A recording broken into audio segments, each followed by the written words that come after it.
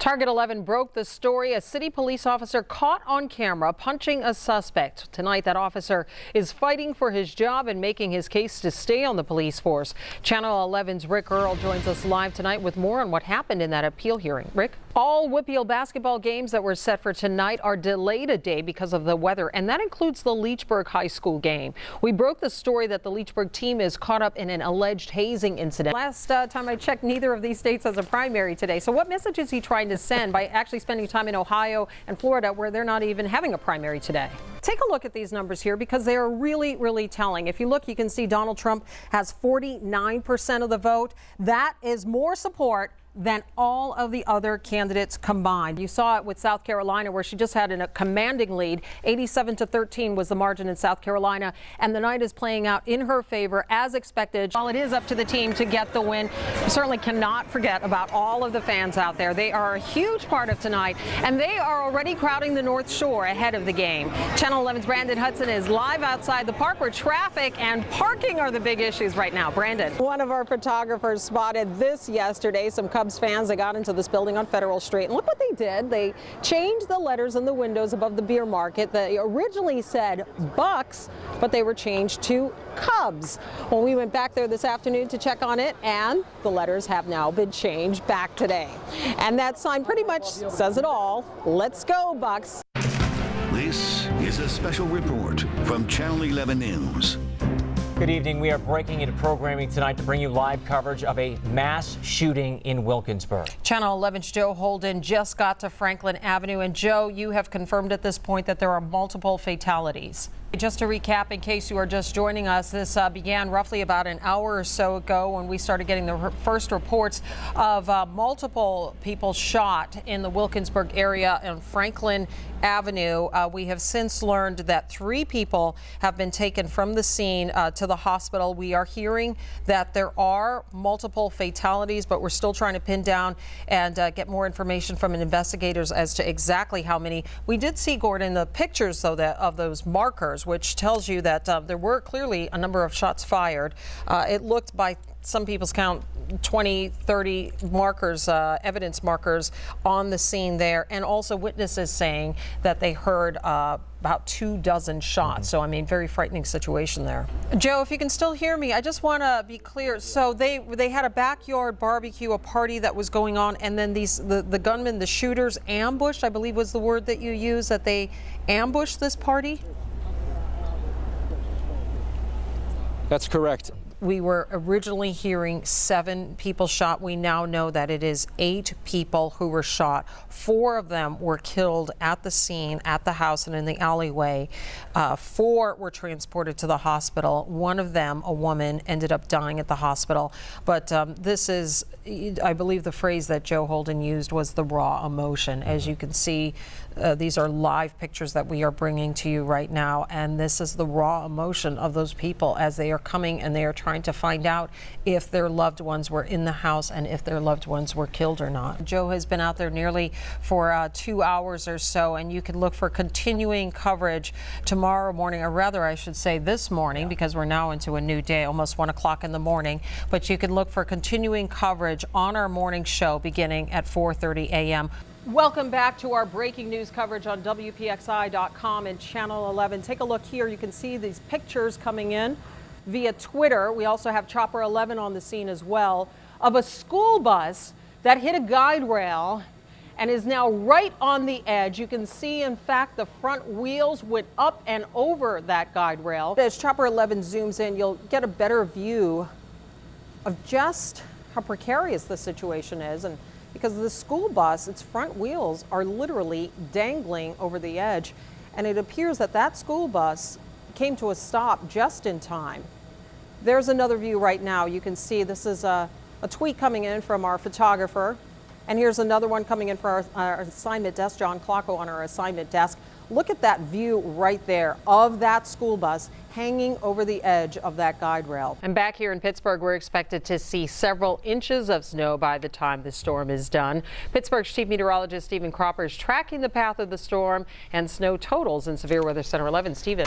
Areas south of Pittsburgh are expected to see the most snow here locally. And our photographer found roads covered in snow in Greensburg, Westmoreland County. This, what you see right there, that is along Route 30. A lot of people are slipping and sliding. So far, though, no major accidents have been reported. It's the nation's capital. It is under a blizzard warning tonight as a potentially historic storm blasts the East Coast. At least the city's up and down the East Coast bracing for the big snow. Brian Moore has the story now from Washington. That's just it. It really didn't matter what your status was, your position, or your title, be it an average citizen or the mayor of a major city. Everyone who was out there just wanted the same thing, which was just to be close to the Pope. Reporting live in Washington, I'm Lisa Sylvester. Back to you. Elizabeth Cope told me that it meant so much to her father to see all those pictures and photos of the terrible towel from all around the world. So as Myron Cope would say, long may it wave, long may it fly. Back to you guys. How surreal is all of this? Just everything that's been going on in the past. I know you participated in this parade when you were younger, but this is a very different role now. Yes, yeah, it's a lot different. It's nice going down the streets, people waving to you, saying, "Hey, Chris, like we loved you on the show," or whatever. But it's just nice getting to come home, and especially because when you're on the show, you're kind of secluded in the bubble of the voice or whatever. So coming home and seeing the people that supported me and rooted for me, it's very nice. We were sending you all kinds of crazy love from back here, so you got to know that. Oh, I do, and I really appreciate the support. Just like Pittsburgh gets behind those Pittsburgh Steelers every week. They really got behind me and rooted for me, and were the ones that really pushed me forward through the show, so I'm very grateful for the city. WPXI presents The Bus Stops in Canton with Albie Oxenrider, Lisa Sylvester, Bill Phillips, and Jennifer Tomazik.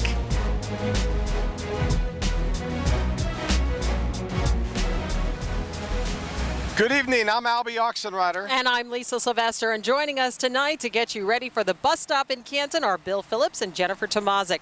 We'll check in with them in just a minute, but first, got to tell you, it is a gorgeous day. You couldn't have scripted better weather for today. I think Jerome's going to break. I think he's going to break as well, and I know for a fact, as John just said, that Gladys Bettis is going to be, she is going to be tearing up and crying. She's going to try to hold it in. She's going to be crying his mother. Yeah, and a big thing that a lot of people will remember is that it was in Detroit. That's what Big Ben and that's what Hines Ward said to him is, you want to play in Detroit that Super Bowl, and what indeed an he ending. did. What an ending. Do you think, looking back, that Roger Goodell should not have ordered the destroying of the videotapes and destroying of some of the notes, because people are going to always wonder? Yeah, it's always going to just raise an eye and always kind of look at them as, having an asterisk, because you really don't know. I mean, for the league to have their hands on the tape, and you just find it kind of weird that all of a sudden the tapes were destroyed. I've looked at some of the pictures from that game, and there's this iconic photo of you on the sidelines, I think, with the towel draped over your head after that loss, 24-17. How disheartening was that loss, especially now what you know? I was devastated because I really thought that we had the best team in the NFL at that time, and I just knew that was going to be the year that we went to the Super Bowl. They actually mentioned you in that article and the 2002 AFC game, saying they knew our calls. Tell me about that. Walk us through that game, and how did you know something was up? Well, there was maybe a handful of plays in certain situation, crucial situation, where we need to convert on third downs, and we made an audible call, and the whole defense kind of just switched over to the other side. Okay, thank you very much, Hines Ward. It's always a pleasure seeing you. I know you got the new restaurant that just opened up in Pittsburgh, so want to give you a plug for that. And try to stay dry. I know you've been making the media rounds and everything, and we'll see you a little bit later on. So thank you again, Hines. Really appreciate it. We want to take a moment to just say the victims' names: Jerry Shelton, Tina Shelton, Brittany Powell, Shanetta Powell, and Shada Mahone. Tonight, I had the opportunity to sit down with members of Tina's family. Sadly, she leaves behind 5 children. It's a terrorist act. Shoot innocent people for no reason at all. It's an everyday thing. The way that went down, I don't understand that. Vernice Pugh was the one who had to identify his daughter, Tina Shelton, at the morgue early this morning. His daughter, who worked multiple jobs as a nursing home assistant, raising her 5 kids. The people who murdered her, he says, are cowards. I mean, I'm angry enough that sometimes I got thoughts going in my mind where I want to go out there and try to find these guys. You know what I mean? But then that won't make me no better than they are. But Tima Salam grew up side by side with Tina and misses her dearly. Just her being her, laughing, smiling, and joking all the time. Yeah, just gonna miss her. Just her lighting up the room where she come in, always did. Adrian Young with the Tree of Hope Community Group is offering condolences and comfort to Tina's family and says the violence needs to stop. We've seen violence at various levels here in Pittsburgh, but nothing like this. This is the first time we've ever seen anything of this magnitude.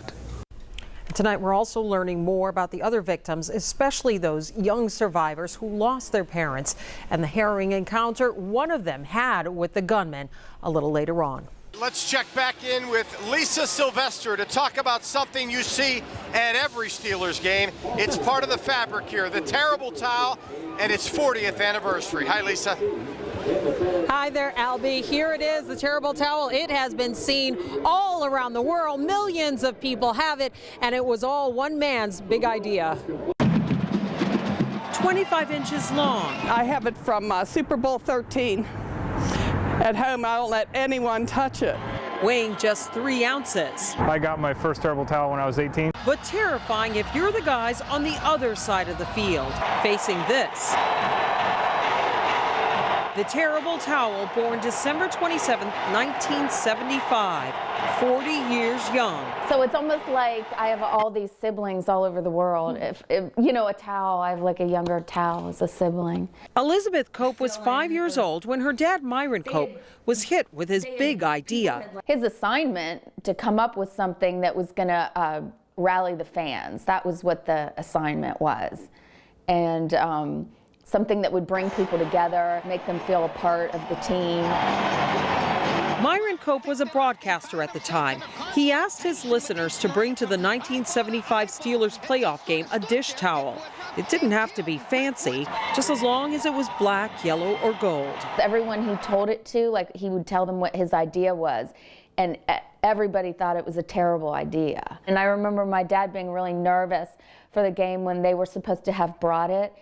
And because he couldn't see, but he said, I remember him saying that he never will forget, like when the Steelers made their first touchdown and all of the towels came up. Win or lose, you see it out there by the tens of thousands, and even on the road, the Steeler fans show up with their terrible towels. And so it has really built itself into the Steelers scene. The Steelers dominated on the field, the terrible towel twirling in the stands through 4 Super Bowl wins. The terrible towel is poised to strike, so are the Steelers. The towel became the Steelers' rally, but it needed a name. For some reason, I can remember saying, I hate that towel, it's terrible. And him deciding to name it the terrible towel. He said, that's it, the towel is terrible. It was quickly trademarked and mass-produced, with dozens of versions out there and spread around the globe. The proceeds, millions of dollars, have gone to the Allegheny Valley School for People with Disabilities, a cause close to Myron Cope's heart because of his son Danny. Danny's autistic and he's also brain damaged. And I don't know, I guess he just always worried about my brother's welfare for what would happen when he, passed away. Myron Cope did pass away on February 27, 2008, but the longtime voice of the Steelers games leaves behind his legacy. The Steeler Nation covers a good part of this globe, and a terrible towel, of course, is the Steeler Nation's flag. So, as I say, long may it fly, long may it wave. And I know Elizabeth Cope told me that it meant so much to her father to see all those pictures and photos of the terrible towel from all around the world. So as Myron Cope would say, long may it wave, long may it fly. Back to you guys.